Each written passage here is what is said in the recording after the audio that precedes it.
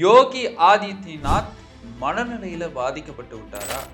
நபிகள் நாயகத்தை விரும்பக்கூடிய மத பற்றாளர்களுக்கு எதிராக பேசுகிறாரே, ஏன் இஸ்லாமியர்களை தொடர்ந்து வஞ்சிக்கிற RSS சங்க பரிவாரங்களை ஒழிக்க வேண்டாமா? உத்தரப்பிரதேசம் கான்பூர் தொகுதியில் போராட்டம் வெடித்திருக்கிறது. அந்த போராட்டம் சார்ந்த முழு விபரத்தை தான் இன்னைக்கு வீடியோல பார்க்க இருக்கிறோம். வாங்க வீடியோக்குள்ள போலாம்.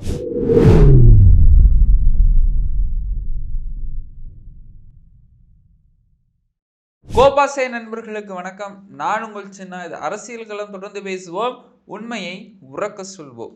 நம்முடைய சேனலை மறக்காம சப்ஸ்கிரைப் பண்ணிக்கோங்க.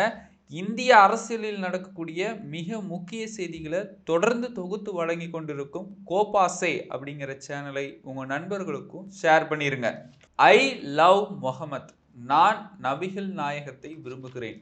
இந்த வாசகத்திற்கே தடை போடும் விதமாக உத்தரப்பிரதேசத்தில் யோகி ஆதித்யநாத் செய்திருக்கக்கூடிய செயல் என்ன அப்படிங்கிறத பார்க்கறதுக்கு முன்னாடி, செப்டம்பர் 4 நபிகள் நாயகத்தோடைய தினம் உலக அளவில் கொண்டாடுவாங்க. நபிகள் நாயகத்தை முக்கியமாக இஸ்லாமிய மக்கள் கொண்டாடி வராங்க. அப்படி கொண்டாடி வருகிற நிகழ்வை எதிர்க்கிற RSS சங்க பரிவாரங்களை நம்ம என்ன செய்யலாம்? நீங்களே சொல்லுங்க. உத்தரப்பிரதேசம் கான்பூர் பகுதியிலங்க இஸ்லாமியர்கள் எல்லாம் ஐ லவ் முகமது அப்படிங்கிற வாசகம் அடங்கிய பேனரை தயாரித்து ஊர்வலமாக போயிட்டு இருக்கிறாங்க.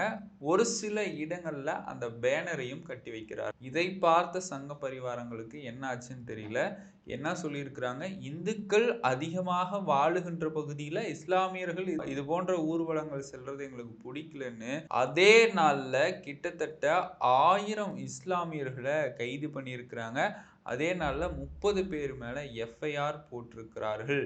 இது எந்த விதத்தில் நியாயம் அப்படின்னு போராட்டம் தொடர்ந்து பறந்து வெடித்து கொண்டிருக்கிறது. மகாராஷ்டிரா, உத்தரப்பிரதேசம், அதற்கு குஜராத் போன்ற பல்வேறு மாநிலங்களில் தொடர்ந்து இப்போ தமிழ்நாட்டிற்கும் வந்திருக்குதுன்னு சொல்லலாம். இஸ்லாமியர்களுடைய உரிமையை தொடர்ந்து RSS சங்க பரிவார அமைப்புகள் பறித்து கொண்டிருக்கிறார்கள்.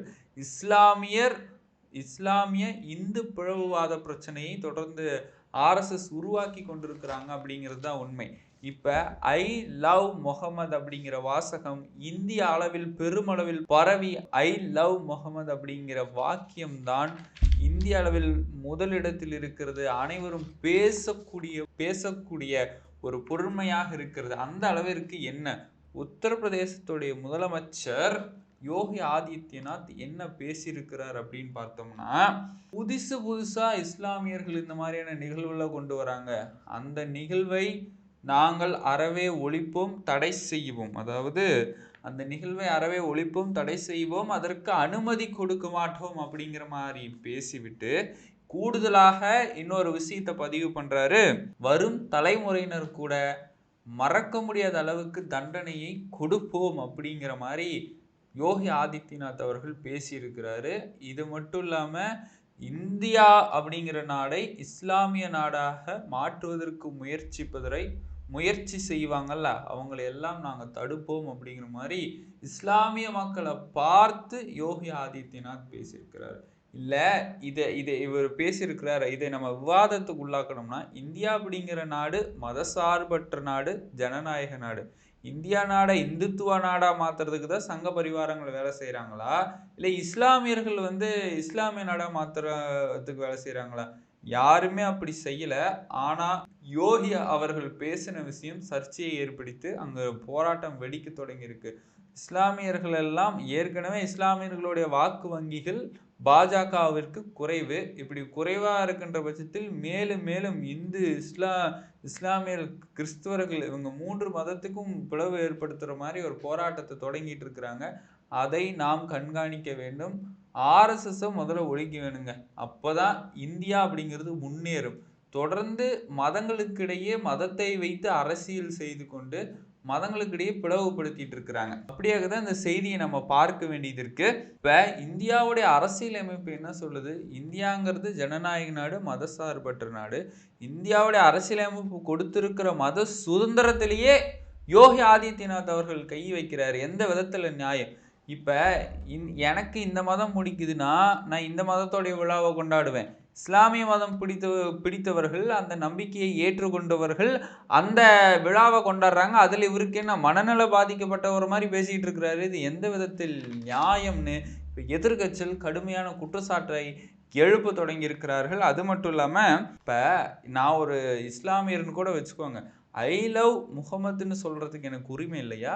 இதே மாதிரி தானே பல மதங்கள் பல விழாக்களை நடத்துகிறாங்க, பல பேனர்கள் ஒட்டுறாங்க. அதுவும் அரசு அதற்கான இடம் கொடுத்திருக்கும், அதற்கான அனுமதி கொடுத்திருக்கும்.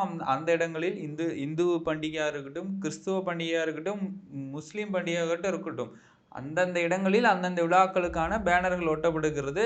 அவங்கவுங்க கொண்டாடிட்டு போகிறாங்க. மத சுதந்திரம் இருக்கிறது. மத சார்பற்ற நாடுங்கிறோம். அப்புறம் ஏன் மதத்தை வைத்து அரசியல் நடத்துகிறாங்கிற ஒரு கேள்வியெல்லாம் எழும்ப தொடங்கி இருக்குது. இது மட்டும் இல்லாமல் ஏற்கனவே ராமநவமிலாம் நடக்கும். அப்போ இஸ்லாமியர்களுடைய பள்ளி வாசலை தார்பாய் போட்டு மூடணும்னு ஆர்எஸ்எஸ் சங்க பரிவாரங்கள் தொடர்ந்து இந்த செயலை செஞ்சுட்டு வராங்க. ஒன்று கிறிஸ்தவர்களுக்கு எதிராக ஒரு விஷயத்தை செய்கிறாங்க. இங்கே கேரளாவில் இருக்கக்கூடிய கன்னியாஸ்திரிகள் சத்தீஸ்கருக்கு வேலை வாங்கி தரத்துக்காக பெண்களை அழைத்து சென்றார்கள். அப்போ என்ன பண்ணாங்க, பஜ்ரங் தள் அப்படிங்கிற ஒரு துணை அமைப்பு, ஆர்எஸ்எஸ் உடைய துணை அமைப்பு, இவங்கெல்லாம் பெண்களை கடத்துறாங்கன்னு சொல்லி போலியோ ஒரு வழக்க போட்டு பாவம் எத்தனையோ நாள் கொடுமை பண்ணாங்க. இப்போ இஸ்லாமியர்களை கொடுமை பண்ணுறாங்க. அசாமில் ஹிமந்த பிஸ்வா சர்மா இஸ்லாமியர்களோட வீட்டெல்லாம் காலி பண்ண சொல்கிறாரு. என்ன நினச்சிட்டு இருக்கிறீங்க? இஸ்லாமியர்களும் இந்த நாட்டில் வாழ வந்தவர்களுக்கு தான், அவர்களுக்கான உரிமையை நாம் கேட்போம், அவர்களான உரிமையை பற்றி நாம் போராடுவோம். அவங்களுக்கு எனக்கு என்ன மதம் பிடிக்குதோ அந்த மத விழாவை தான் கொண்டாட முடியும். நீங்கள் சொல்கிற மத விழாவிலையோ நீங்கள் ஆட்சியில் இருக்கக்கூடிய அந்த மதத்தையோ கடைபிடிப்பதற்கு இந்தியாவோட அரசியலமைப்புலேயே சட்டம் இல்லை. அவங்களுக்கு என்ன பிடிச்சிருக்கோ அவங்கவுங்க கொண்டாடிட்டு போகிறாங்க.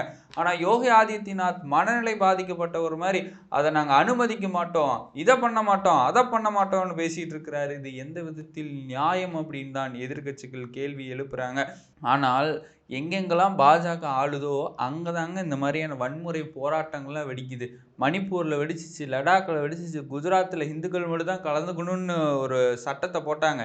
இப்போ உத்தரப்பிரதேசத்தில் இஸ்லாமியர்களுக்கு நாங்கள் அனுமதியை கொடுக்க மாட்டோம் அப்படிங்கிறாங்க. அப்போ தொடர்ந்து இந்தியாவில் எங்கெங்கெல்லாம் போராட்டம் வெடிக்க போதோ தெரியல, அந்த அளவுக்கு அப்பட்டமான அந்த அளவுக்கு அவலமான செயல்களை செய்து கொண்டிருக்கிறார்கள் அப்படிங்கிறது தான் உண்மையான சம்பவமாக இருக்கிறது. இது மட்டும் இல்லாமல் மீண்டும் மீண்டும் நாங்கள் சொல்கிறோம், இந்தியா அப்படிங்கிறது மத சார்பற்ற நாடு. யார் வேண்டுமானாலும் எந்த மதத்தில் வேணாலும் இருக்கலாம், எந்த பண்டிகை வேணாலும் கொண்டாடலாம். அதற்கு உரிமை கொடுத்திருக்கிறது அரசியலமைப்பு சட்டம். எழுத்தாளர் பானு முஸ்டாக் அவர்கள் ஒரு இஸ்லாமியர். அவர் கர்நாடகாவில் தசரா பண்டிகைக்கு குத்துவிளக்கு ஏற்ற கூப்பிட்றாங்க. உடனே ஆர்எஸ்எஸ் சங்கிகளுக்கெல்லாம் இவர் எப்படி வரலாம், அதை பண்ணலாம், இதை பண்ணலான்னாங்க. இந்த விவகாரம் கோர்ட்டுக்கு போகுது. கோர்ட்டில் மண்டையை தட்டி உட்கார வச்சாங்க. அவர் தான் குத்துவிளக்கு ஏற்றுவார்னு சொல்லிட்டு. ஆனால் எங்கெங்கெல்லாம் ஆர்எஸ்எஸ் சங்கிகள் தங்களுடைய கொள்கையை பயன்படுத்த நினைக்கிறாங்களோ அங்கெல்லாம் அவங்களே அடி வாங்கிக்கிறாங்கிறது தான் உண்மையான விஷயமா நம்ம பார்க்குறோம். ஏன்னா ஆர்எஸ்எஸ் என்ன நினைக்கிறாங்கன்னா, இந்தியா அப்படிங்கிறது ஒரே கொள்கை தான் கடைபிடிக்கணும், இந்துத்துவ கொள்கையை. அதை திணிக்க பார்க்குறாங்க. நம்பிக்கை அப்படிங்கிற பேரில் திணிக்க பார்க்குறாங்க. யாரும் திணிக்கக்கூடாது. அவங்களுக்கு பிடிச்சிருந்தா அவங்களே எடுத்துக்குவாங்க. ஆனால் திணிக்கக்கூடாதுங்கிறது இந்த சம்பவத்தின் அடிப்படையிலிருந்து நம்ம தெரிஞ்சுக்கலாம். ஆர்எஸ்எஸோடைய முக்கியமான வேலை என்ன தெரியுமா? இந்துக்கள் இஸ்லாமியர்களுடைய ஒற்றுமையை சீர்குலைக்கிறது தான். இந்த அமைப்புகள், பல்வேறு அமைப்புகள், நல்ல அமைப்புகள் இருக்குது. அவங்கெல்லாம் போய் பாருங்கள்.